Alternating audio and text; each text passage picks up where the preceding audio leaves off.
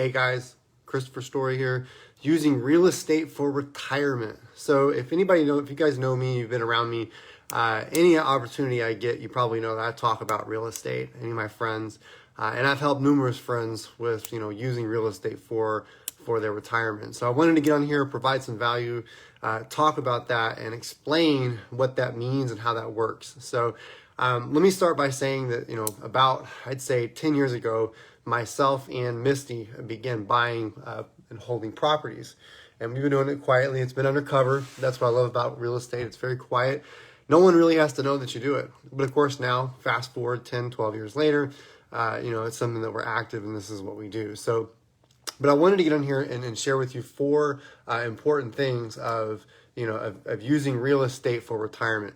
One of the things that is common, especially now, is that everyone, they have their 401k, they have all these, retirement plans, things like that. But real estate is such a phenomenal way to save for retirement. It's a phenomenal way to save for retirement. And if you have wondered to yourself, how in the hell am I going to retire? I don't make enough money. All of these things, and you're like, man, or maybe you work a lot and you're like, man, I just, you're like, what do I do with all this money I've got? Whatever. Real estate's a great place to put it. So let me jump right into this. And let me start by saying too, before I get into it, is that, man, we started this when we were in our 20s. Okay. Misty and I are in our 30s now. We are real estate investors. We are realtors as well, both Misty and I.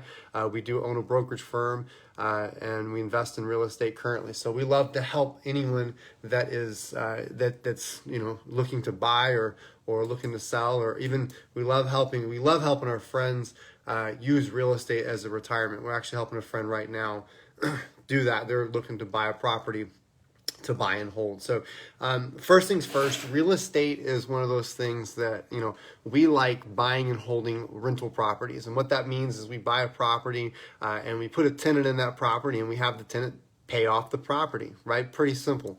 And that tenant every month makes their rent. One of my favorite things, I've invested in the stock market. I'm sure a lot of people here have. You invest in the stock market and one day it's up and the next day it's down. And then one day it's up, next day it's down. It's just like a horrible girlfriend with, complete bad emotions. But real estate is one of those things that, nothing's guaranteed, but it goes up. On average, real estate goes up. So that's one of the things I love about real estate, is that for the most part, it goes up, right?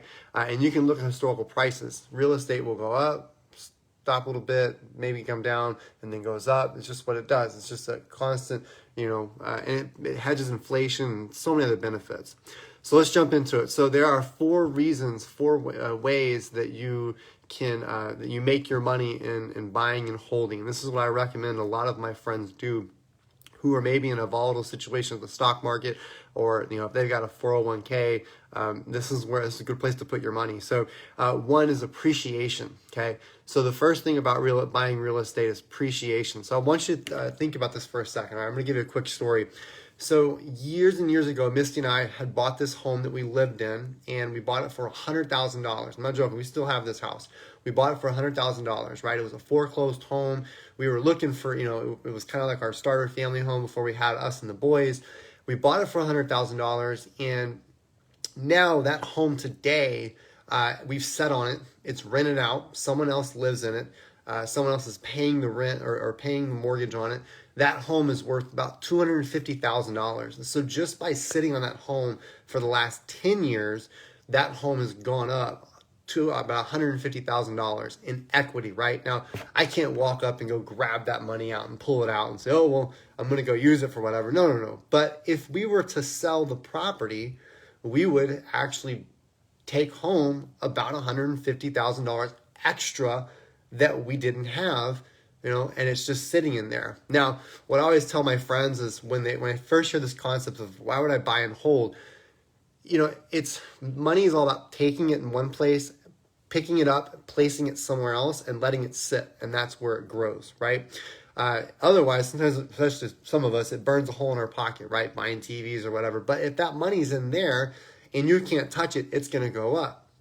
Now, that same home that we have that we're talking about, that we bought it for 100, and right now on the market, and we're talking about comps, even as realtors, us going and running the comps, it's worth about $250,000. Okay, so that extra $150,000 that we have acquired or accumulated from that property, when we sell it, we get it, and we get to do what we want with it, right? But that's just that's the appreciation part. Okay, now we're not going to sell the property, but we do have the appreciation of that property. So that's one of the first key things about real estate is that appreciation. That's where you gain, gain the money. And the thing is that I get to do that while I sleep. That's what I love about that. It's while you're asleep, you know what I mean, or you're out hanging out with the family, the value of the property is going to go up. So the second thing on it is obviously when you are buying a property, you're buying it and you're holding it, you're putting a tenant in there, and then of course that tenant, you're going to make what's called the cash flow. You're going to make the money on the cash flow. The cash flow is pretty simple. Basically what it is if your mortgage, let's just say your whole mortgage payment is $1,000 and your rent that you're charging is, I don't know, $1,300. Well, that extra $300 that you're charging on top of the mortgage, that's the cash flow. That's $300 a month that goes into your pocket. Now there's more things to that, but just that cash flow alone, getting an extra $200 or $300 a month on that property can be great, and that's something that you can help save up for other things. Or man, I know for me and Misty, we use it to buy our. That's like our going out to eat money a little bit, right? Not that amount, but just saying, someone else is buying or going out to eat money.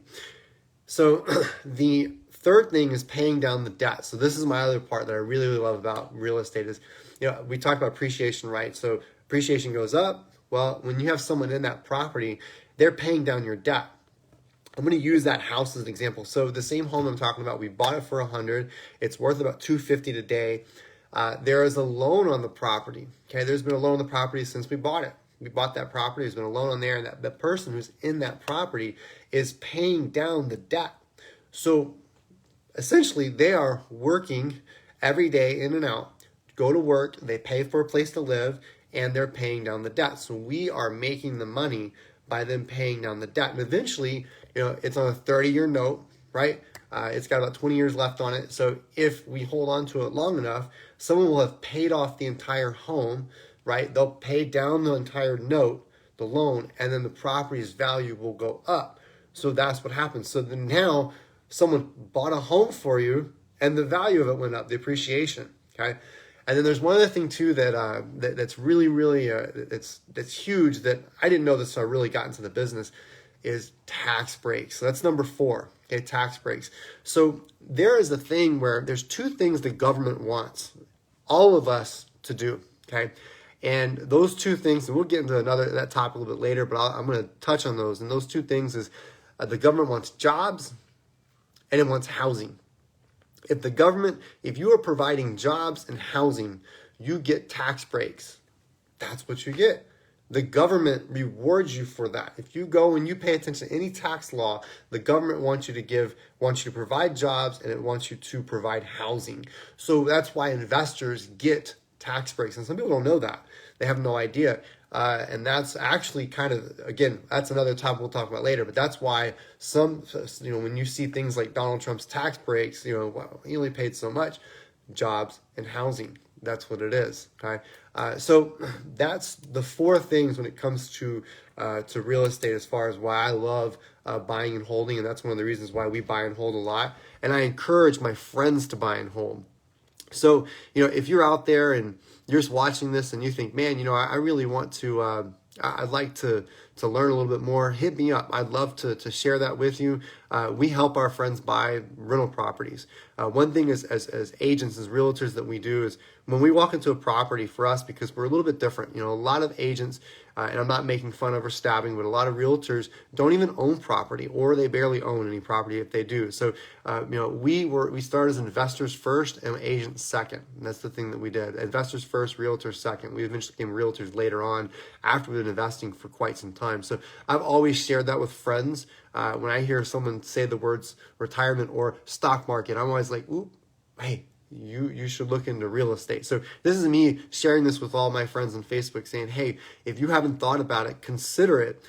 Buying real estate, buying and holding can be a great way to amass a good amount of wealth with not having to do a whole lot. So, and you can do it passively as well. There are things you can do, hire a property manager to manage those properties. We did that for a long time. That's another subject, but you can hire a property manager. You don't have to do it yourself.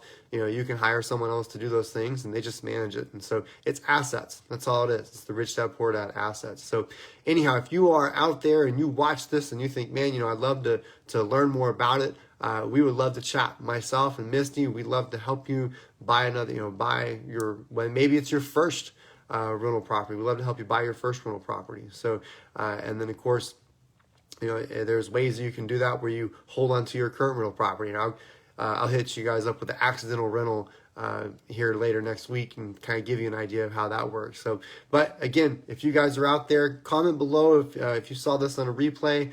If you guys want any information or interested in more, hit me up and I will catch you guys next time. Until then, keep investing, keep reading, keep learning, and stay on it. Catch you guys next time.